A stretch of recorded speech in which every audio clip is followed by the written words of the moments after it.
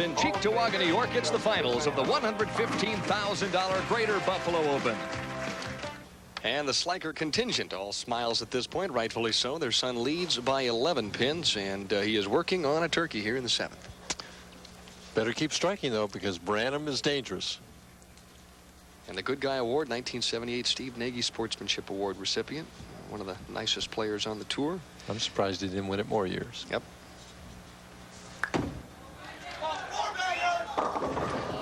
There it is. The mistake that has haunted Gil throughout his television career. He makes that mistake somewhere in the match. After the commercial, gets the ball away from his ankle, points it, and it hooks too quickly. That was not the lane. That was Gil. Well, now he'll have to make do, pick up the 2 pins for the count as he snarls at that split. And he'll have to go on his merry way and head to the 8th frame, down by 5 pins. So it's an unforced error, I guess, Mike. Exactly right, Dan. And right now, George Branham has just had new adrenaline and new life pumped into him sitting on the bench as he's taken the lead by sitting on the bench. Branham, of course, working on a strike in the 7th. Now Gil Sliker has to regroup, circle the wagons, and come up with a good shot on lane 45. Very important to come right back with a strike right here.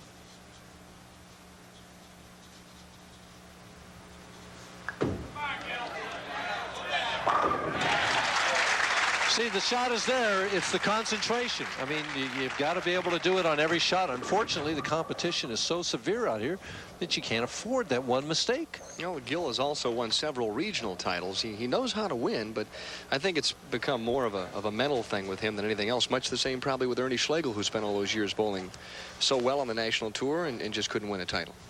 Well, Pete McCordick also. Exactly. So it's not just him. Branham the 3rd with a swisher of a shot on lane 46. So a key double in the late going there. You see Gil Sliker wondering, well, if I just hadn't have made that mistake in the 7th. Down 14 pins now. Sliker up Branham. Branham going at a 228 pace right now. Can strike all the way out for 258. The best Sliker can get, as we see the scoreboard, is 244. So it's still anybody's ball game, but Branham is definitely in what they say the catbird seat. He's normally taken advantage of it, especially on television. Gil Sliker looking off into the distance and checking the telescore to find out exactly what George Branham can post. Oh, life for Sliker, a solid 10. Oh, and you could just see the shoulders slump for George Branham III. He knew he threw a heck of a shot there. Well, the thing is, the fact that he did not strike here as he throws the ball right over, in fact, a little left of that second arrow there, swings out to about the 8th board. We watch the 6 pin, second from the right, whistle right around that 10. Sliker now can strike out and lock out Branham. Branham going cross lane at the 10 pin. Sliker has asked for a re-rack. Branham stuck a little bit. Little tiptoe approach there on the left-hand lane to pick up the 10 pin. First re-rack of the match on lane 46 for Gil Sliker, who obviously now is in control of his own destiny. That's right. And this is what it's all about on the PBA Tour. What separates the ones that really make the money from the ones who don't is the guys that can get up in this 9th and 10th frame and control their emotions and what's going on inside the heartbeat and strike.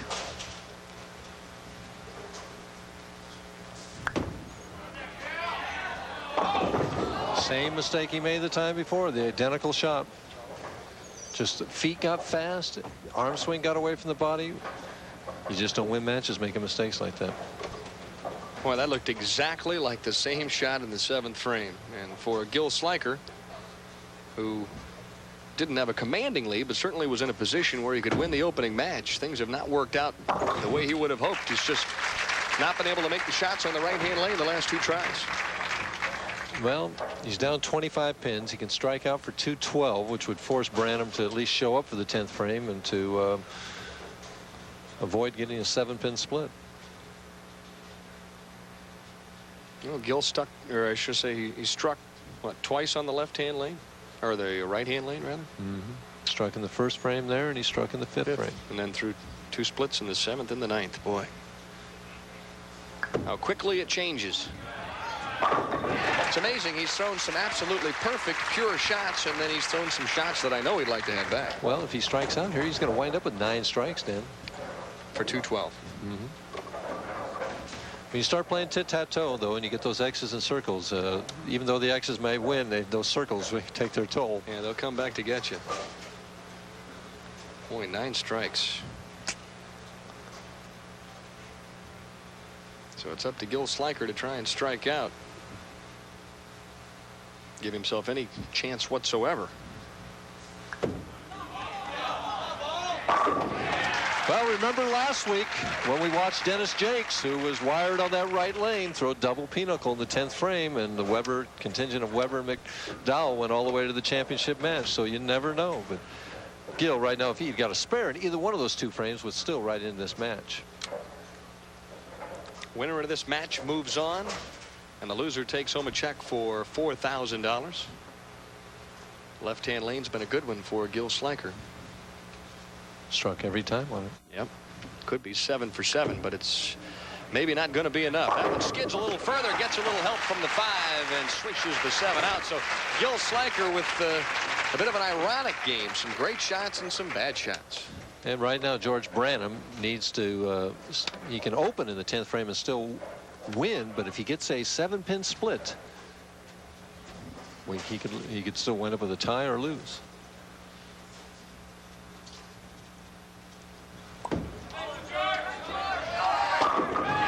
That's the best kind of mark. Yep, not much doubt about that shot as Gil Sliker realizes once again that ever elusive first career PBA singles title has once again eluded him. The elusive is eluded, huh? Boy, that's amazing. What an excellent player he is. Guy's won over $500,000 out here, still without a title. Meanwhile, George Branham III in a situation where he is going to 8-0. This guy's starting like the Milwaukee Brewers, huh? Yeah. What'd they win, 13 in a row this year? And isn't it interesting that Sliker beat him 9-6 in strikes and loses the match by 15 pins. Well, spares are an integral part of the game, Mike. Well, they say if you don't knock them all down with the first ball, you got to do it with the second. Reducing the game to its simplest form. And that's exactly what George Branham III did. No opens for him as he comes up a 227-212 winner over Gil Sliker. And so George Branham III will advance, and he'll match up against Hall of Famer Mark Roth in game number 2 here at the Greater Buffalo Open.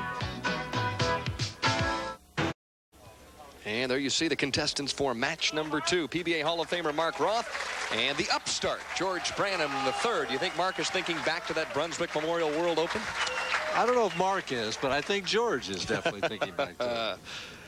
Well, he has now won 8 consecutive matches on national television, and when will it end? Perhaps not until later on this evening, perhaps not for another year or 2.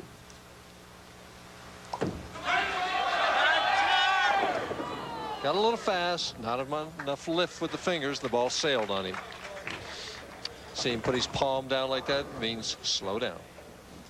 Boy, and you can tell George Branham III would just love to get off and out of the gates in a hurry against Mark Roth. Well, we'll see how Roth does with this right-hand lane. Actually, Dan, you know, even though Sliker went high in the right lane twice, the right lane is the tighter of the 2 lanes by a couple of boards for both the left and right-handed players.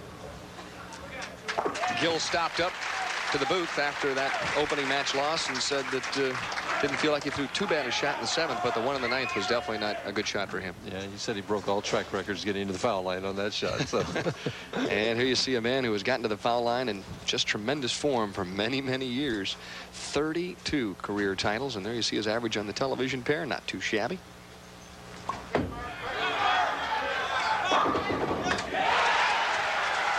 Well, we see who the crowd is for. You know, it's amazing, Mike, as you get a little older and those titles start to build up, you start to draw a few more fans. And the old 6 or 7 step approach, depending on how he feels as he whips it out over that second arrow. The ball actually hits weak here, and the 6-pin goes into the channel and just gives it a little love tap.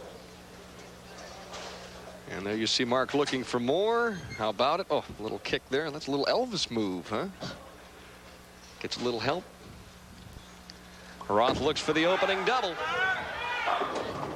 Oh, that's an instant replay shot, but what does Mark Roth know that the rest of us don't? Well, when you get one of these, you're usually very fortunate. When you get two in a row, as the ball hits weak again, and gets that same love tap, an instant replay, definitely. Well, he's in love with that 6-pin, huh? Right, this is playing 45 instead of 46. A long-lasting relationship, huh? George Branham III trying to fire back. Oh, my, just shredded the rack on the right-hand lane. With today's bowling balls on these urethane finishes, those pins are no match for today's power players. So when they come in light like that, boy, that 5-pin goes out of there in a hurry. We've talked about this before. Is the light hit the best hit in bowling right now? The highest percentage hit? I believe it is. I really do, especially for guys that roll the ball like these two players. You hit that solid hit, you leave a lot of solid 8s, 10s, 7s. That light hit is a high percentage hit. George Branham III hoping for a double. This one slices through the nose, almost gets a little help, but it's split time on lane 45. And as we said, the left lane hooks a little bit more, and Branham, it's only the 3rd frame, is in danger of losing his first game on television already. Down in the game already. It opens here. Roth could be off in a big hurry. Well, I'm certain he'll give this one a run.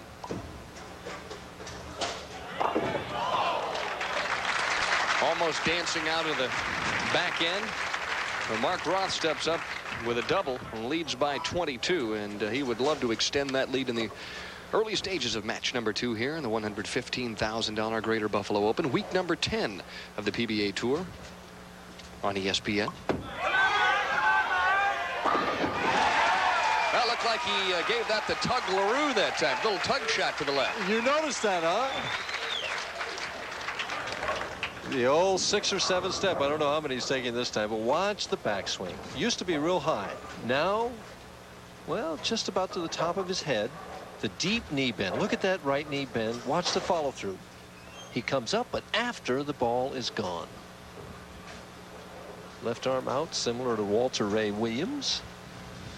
And Roth, who's off with 3 in a row.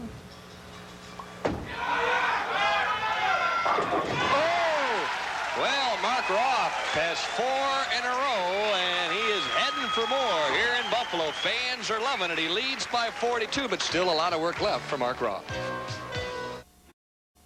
There you see George Branham III studying the telescore here at Thruway Lanes, and if his mathematics don't fail him, he knows he trails by 42. And he knows he's bowling the greatest right-hander in the game right now, so... Well, maybe not today, but over the last number of years. But as you've told me many, many, many times, you got to throw one shot at a time. Well, Branham can definitely strike. There's no doubt about that. He better start pretty quick here if he doesn't want to be buried. George, this week, averaging 221.1. Started the position round game last night in 6th position. Bowled an excellent game just to survive to get here this evening. He's already defeated Gil Sliker tonight. Needs a double desperately. How about some help? Oh, there was a cave-in on lane 45. I thought that pin was going to interfere, but he got it. Well, let's take a look at that one, huh?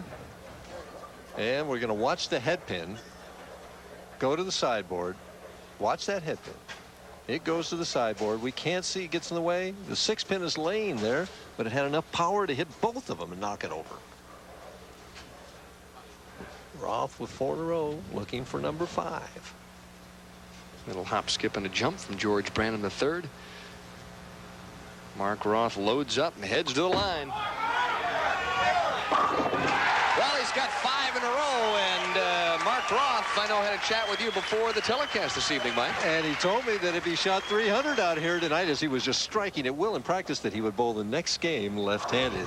Well, we'll see if, first of all, he could shoot 300, and second of all, if he would dare bowl left-handed. I think Parker Bone III would be licking his chops Boy, watch this guy load up here. Fingers go in first. Look at that thumb with all the patches. Boy, the mileage that thumb has been through. 32 PBA titles and 5 times a George Young Memorial Average winner. Rips it on the right or left-hand lane. Got some more help, and Roth has started with the first 6, and he means business. He's thinking about it already, Dan. 300 is in his mind right now. Wow. And it's in the crowd's mind, I'll tell you what. Well, this house has had a history of 300 games. We had 4 this week, including 1 tossed by tournament leader Chris Warren.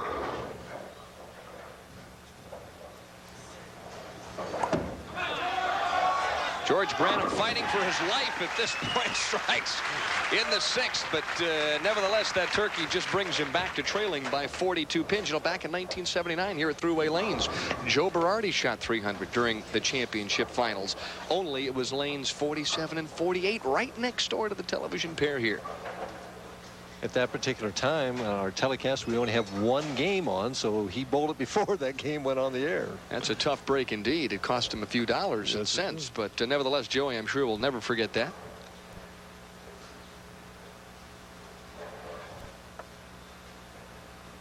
Cut it to 32 if he can get 1 more. And not the lift. You see, he got that ball down a little sooner. He just a little bit of a lose that time. Soft 10 the result.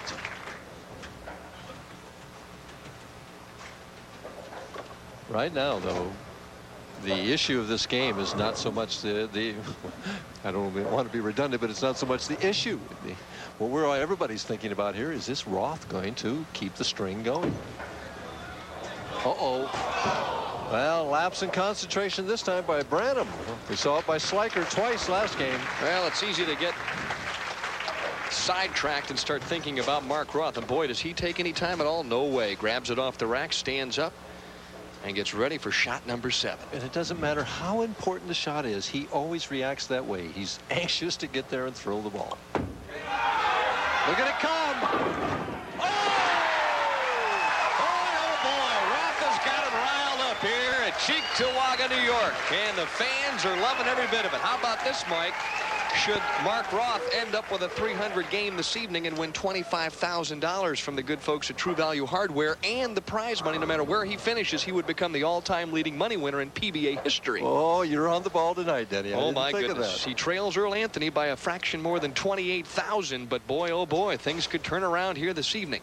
And for 8 in a row now, he's giving it more room each shot. Well, I got my fingers crossed.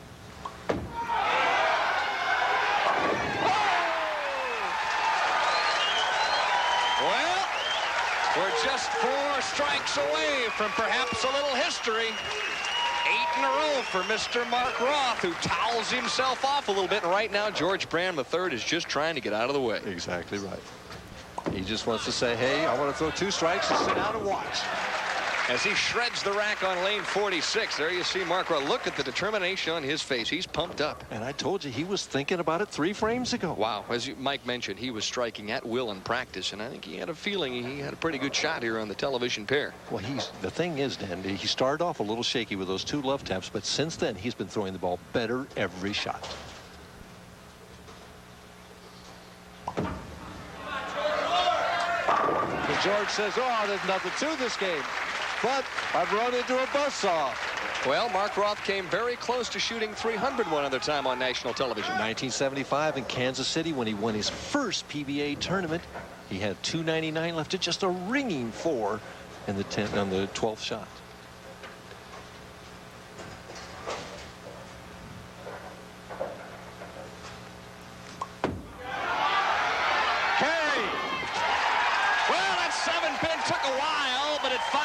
Dipped and flipped on the right-hand lane, and Roth has got himself to the 10th frame, Mike Durbin. And this crowd is just alive. Denny, if he keeps it going in the 10th frame, watch the crowd.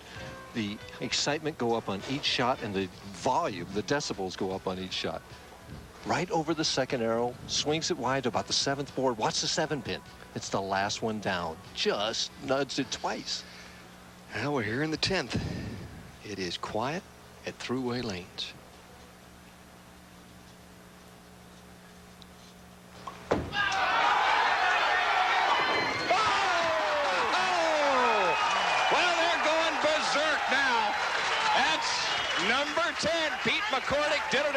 this year on the Winter Tour in Torrance, California. And now Mark Roth trying to become the fifth player in PBA history to shoot 300. And you know, we've commented how much more relaxed, and we were teasing him before the show. Where's the intensity, Mark? Well, we're seeing the intensity that led to 32 PBA titles right here. Well, he's had 23 career 300 games. How about 24?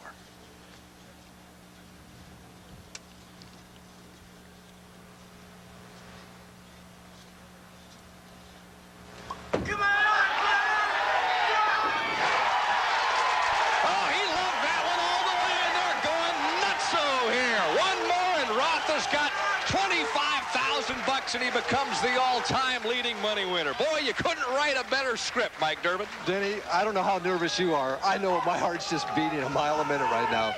And Mark waves to the crowd and says, hey, calm down. I got one more shot here. Just relax. Let me get things in order. True professional. Boy, he's been there so many times. Takes a nice deep breath. Going to try and create a little history here this evening. Let's see what happens.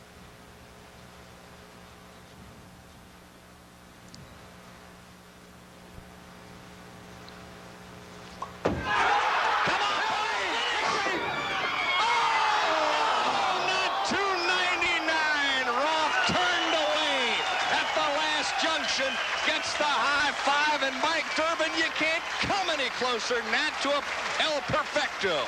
He was looking for that love tap one more time, but this time the 6-pin wouldn't kiss him. Oh my goodness, Roth gave it a run for the money, $25,000 worth, came up one stick short. Stay tuned, still more bowling to come. A very consistent week indeed for Parker Bone III. 36 out of 42 games, not too bad. Really one of the rising stars on the PBA Tour. And right now he can really put his heel into Mark Roth and grind him into the ground with a couple more strikes. Kind of amazing. He gives Mark a lot of credit for his success out here, having kind of taught him the ropes a little bit about living on the PBA Tour and bowling in PBA National Tournament competition. Mark's probably thinking to himself, geez, you know, I probably shouldn't have taught him so quick. Well, he gives a lot of credit to Dave and Joanne Davis also. That's exactly right. Dave said that when he had his bowling center in New Jersey, that Parker was on his junior all-star team. And if you look at their two games, they're obviously similar in some respects. And you're talking about one of the great left-handed swings of all time in Dave Davis. Oh, yeah. Parker up by 22. Looking for more.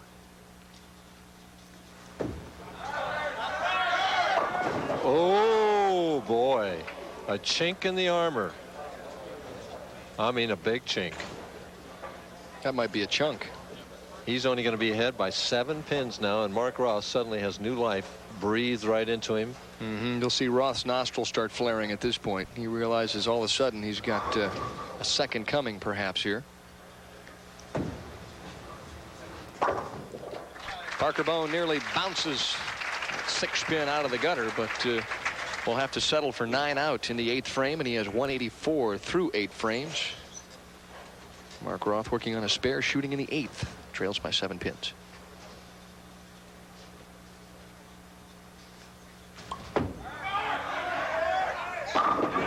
Hasn't missed the right lane yet, Dan. Nope. For the day. That's kind of hard to believe, isn't it? I was going to wait for you to say something. How many strikes in a row on the right-hand lane? Well, Denny Schreiner asked Chuck Pierce, our statistician. Five the last game, and he has, let's see, what, 1, 2, 3, 4 this game, so it's 9. 9 for 9. He could shut out Parker Bone III if he strikes out, too. He'd end up with 247. Well, you got to take him one at a time. He's high. He's lost on that lane. He went high, light, now high again. He's getting the what they call the overreaction. Something's happened to that lane in mid-form here. Boy, he's got a tough spare, too. The 3.6910. Watch it here. He went light last time. Gives it more room. Now the ball's going to hook too quick. Right now, it's grabbing. Right through the heart of the pin. So let's see if he can make this very difficult spare. He's in trouble. Oh! Well, a little reprieve for Mark Roth, who didn't throw that one exactly the way he wanted. Well, he'll take it anyway and get it right now. I have a feeling that his wife Jackie and his daughter Stephanie were probably cringing when he let that one go, but they coached it in there for the spare conversion. Well, Parker right now needs a double to lock up this match. Knocks out that 7-pin, so it's going to come down to this. If he can strike the first ball in the 10th, he's going to win the match. If he does not strike, Roth can double in the 10th to win. He gives this one more room. Out around the 11th board, swings out to maybe the 7th or 8th, comes back in light, and the 4-pin nudges out that 7. As Billy Whaley used to say, that tender touch. And Mark Roth had the tender touch from the 6 first 2 shots. He was looking for it in the 12th, but didn't get it. Not quite. For the win. David Room. Too much room. Leaves the 3-5-6. There's the adjustment for the 8th frame where he went high. Both players now struggling on lane 45, but Roth is the important thing, can win the match. Parker needs to get himself together and make this spare, though.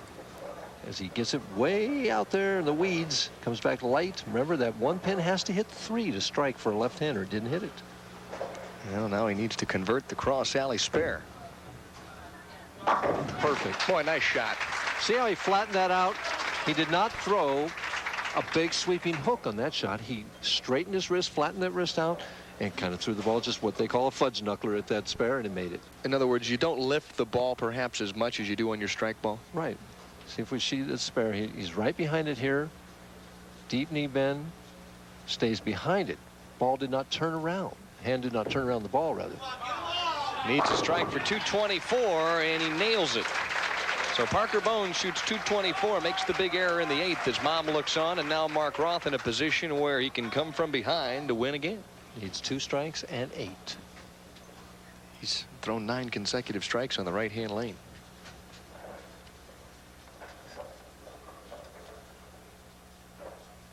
Well, there's one. Oh, he is a cool customer, isn't he? He's fun to watch right now. Oh, he's just fun to watch. Well, you know, Hall of Famers come up with Hall of Fame performances, and that's what you are witnessing here this evening. This is like watching Babe Ruth hit 3 home runs in a ball game. Right. You know, 299. I mean, he just doesn't get much better than that. This is the critical shot, though.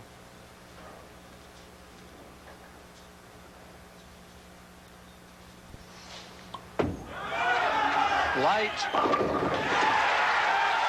Well, he's got him dancing on the deck, and now he needs 8 pins to vault himself into the title match and look for career victory number 33. He smells it all the way, Dan.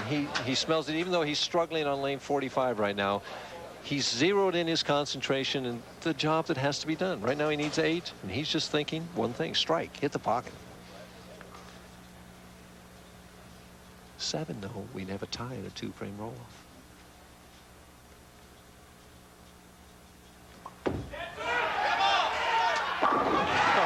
Not a chance in the world, and he shoots an Andy Verapapa 300 on the right-hand lane in 2 games. Roth is 12 for 12 on lane 46. Master in the clutch. Right over that second arrow. He took no chances through the frozen rope here. Flush, less hook, solid. Big strike for Roth, and the moment he let it go, it was only a question of time. How about it? He says, I got it for the 227 and a very narrow victory. So Mark Roth, the PBA Hall of Famer, has just 1 game left to win his first tournament since 1984. And there you see the graphics. First shot, Mark likes it, and he strikes on the left-hand lane. Well, he has started with a number of strikes here this evening. In the opening game that he bowled, he opened with the first 11. And, of course, in the second game, Mark opened up with the first 4. And more importantly, he seems to have made the adjustment on lane 45. They got lost there for a little while. Yeah, Chris Warren's real crazy about that, too. You know, Chris Warren had a great match play record in Austin, Texas, too. He's 18-5-1 here. I think he was like 17-7 there. So he says this match play is easy. Doesn't take a lot of time, and Zippo. Oh, they call him the Dynamo from Dallas, and this kid can just flat bowl. Don't kid yourself. There you see the first good look at the right-hander, 23 years of age. this week, 228.23, high game of 300. His brother, Andy, also shot a 300 game down in Texas earlier this week. He has 9 brothers and sisters, so he comes from a very competitive situation. 7 boys and 3 girls.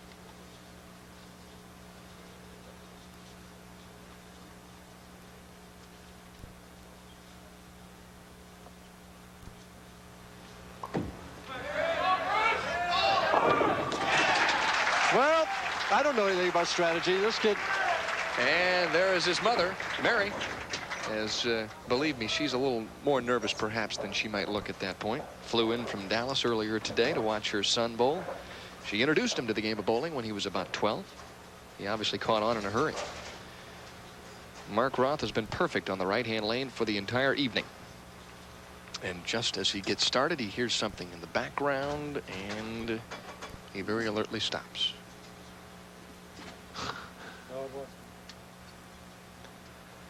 Mark shakes his head and gears up one more time.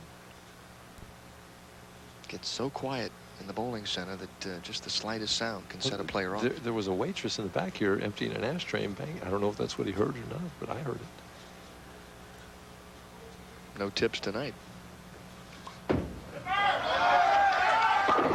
And 4-9. And he says thank you to somebody. It wasn't the waitress. It was somebody sitting over here to the left. I don't know. He pointed a finger right at him and said thank you. Well, somebody right now is feeling pretty badly. Whether it was an accident or not, it happened and distracted him. And now he's got a 4-9 staring him in the face on the lane that he has just owned here this evening. He's a great split maker.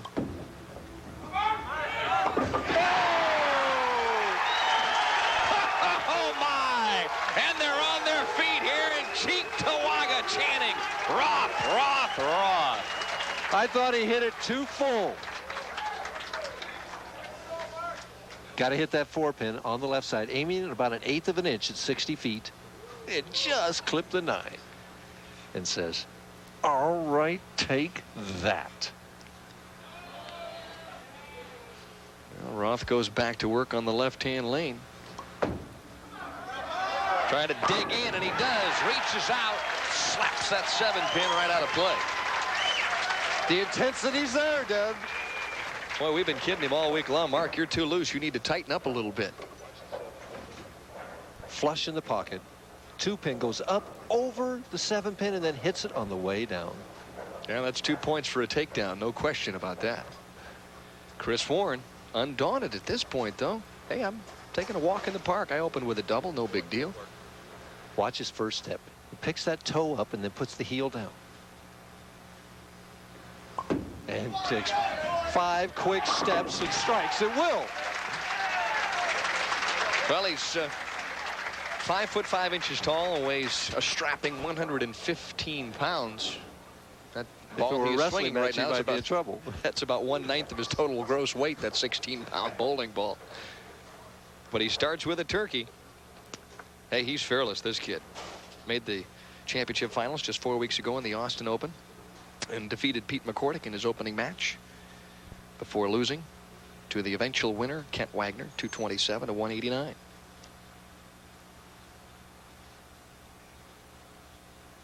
Trying to extend his lead right here. And looking for 4 in a row. Good shot. Oh, my goodness. Boy, did that snap off the lane in a hurry. And he's got the double pinochle. And as David Letterman would say, that's not a pretty sight.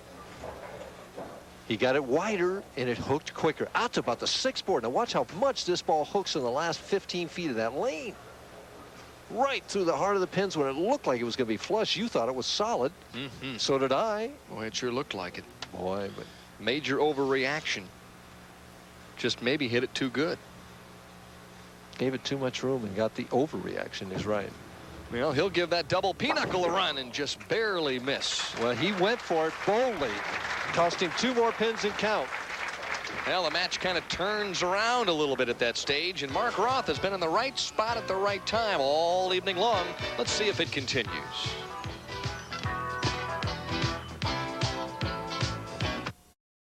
And there is a look at the prize money breakdown for our championship round finalists this evening. $16,000 on top. 82.50 for second, and I've lost count. 6, 5, and 4, I think it was, for third, fourth, and fifth. Roth right now is thinking only one thing, and that's winning. 17 years as a PBA member, was a unanimous choice for the PBA's Hall of Fame this past year. Well, if he wasn't, something's wrong. Yep. Anybody that didn't vote for him for the Hall of Fame had a Rip Van Winkle for the last 20 years. 4 times the PBA's Player of the Year. He's done it all in the game. Trying to win 33 here this evening.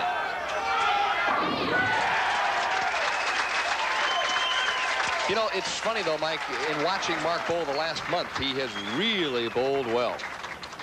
He's so loose, so confident. I'll tell you what, Chris Warren really made an error letting him finish on that right lane, I think, but we'll wait and see. You know, Warren with a donut there in the 4th. That was the double pinochle. And Mark Roth, being the seasoned veteran that he is, jumped all over that opportunity. Well, you know that's going to happen. This guy didn't win 32 titles by not taking advantage of opponents' mistakes. It's been a while since he's won, though, and he's very hungry indeed. When you see Mark Roth start to run out shots, you know that he just flat is ready to win. And there's just Chris Warren, I feel for him right now, because you've got a guy here that just has so much experience, and right now he's bowling with so much confidence, and he smells victory. He knows how to win. Chris Warren has to prove yet that he knows how to win. Almost like David and Goliath. Well, right now, Goliath is winning. Here comes the slingshot, though. Don't count Chris Warren out of anything. Watched him play match play the last couple of weeks. And he told Harry Smith, the PBA's assistant national tournament director, you know, Harry, I have trouble qualifying sometimes, but boy, I sure like that match play. And I can understand why. He likes to go toe to toe. If he doesn't strike right now, Denny, I think the match is over. Mike, it's only the 5th frame. I understand that. I'm going out on a limb here. All right. Taking plenty of time here in the 6th. Needs a double desperately.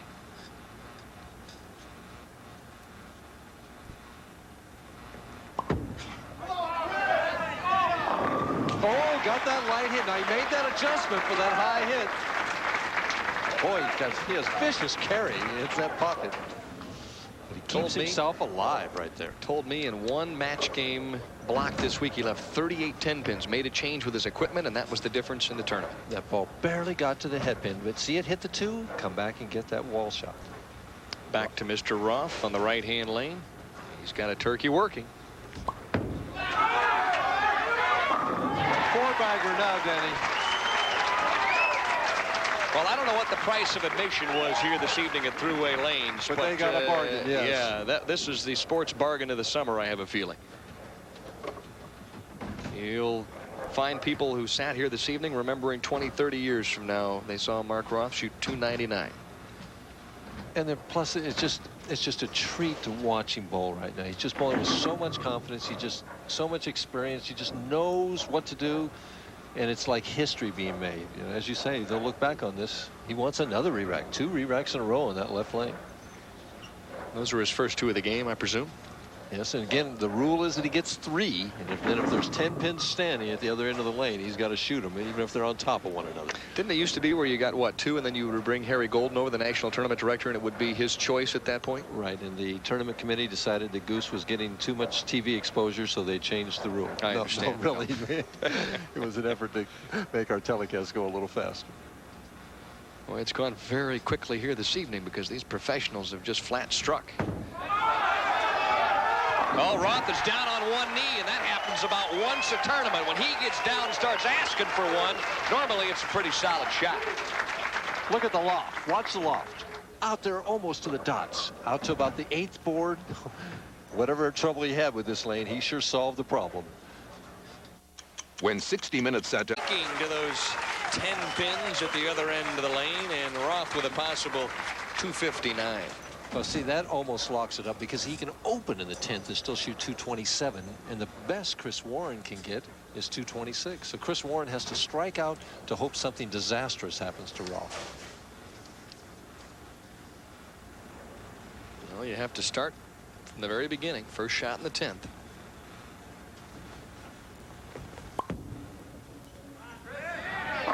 See, with the way he hits that right lane, and he chose to finish on the other lane. I just don't understand it. Inexperience, do you think? No, what I think it was that he wanted to get his score up on the board first. Which is a good move. It is, but you've got to be willing to say, hey, if I got a strike on the 10th frame, I'm going to do it. I'm going to finish on my best lane. And I'm just judging from the way he's throwing the ball tonight that the right lane was his best lane. I think so, too. Obviously, Mark's best lane. Well, these are things you learn, though, right, Mike? I mean, just a youngster out here, only 23 years of age, and he's already made a tremendous impact this summer. To stay alive. And he does. A lot of class right now being shown by this youngster from Dallas, Texas. Not going to give up. No spares. If he gets 2 more strikes, he finishes 10 out of 12 and could lose. That's an amazing statistic. And basically, when you look at the swishing 710, he hit the pocket there. And I was just adding up our scores. Our players tonight are averaging 230 for the 6 games, and they're going to shoot average over that for these 2 games. Well, Mark Roth coming in for 2 games was averaging 263. Might fall a little short this game, but what the heck? 259's not bad. Pros have really treated the spectators here this evening. Stay alive. Hurry up. Oh, that does it. Couldn't throw it much better, and there you see Mark. Obviously, he realizes it's all over. And a dejected Chris Warren gave it all he had, just came up a little bit short. He sure did. I mean, that's an awful strong 215 game, just 2 big donuts right there in the middle, and it's hard to make double pinochle in the 710, Denny. Yeah. I've been bowling 35 years and made one of those once. Yeah. Probably in practice too, right? No, it was in a pro-am. Jeez. Gave the AMs a thrill, I'm sure. Well, Chris Warren spares it up. Obviously a little disappointed, but offers a congratulatory handshake to a Hall of Famer, Mark Roth. And I'll guarantee you right now, as they chat, Chris Warren will never forget the first time he bowled Roth on national television.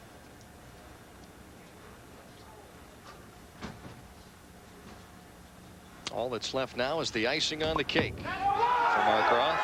Boy, it's been his night all the way as he turns around and shows the fans his appreciation for their support. Look at that. They're standing up here in Buffalo. They do this every year, Denny. They give a standing ovation every year, but boy, it's well deserved this time.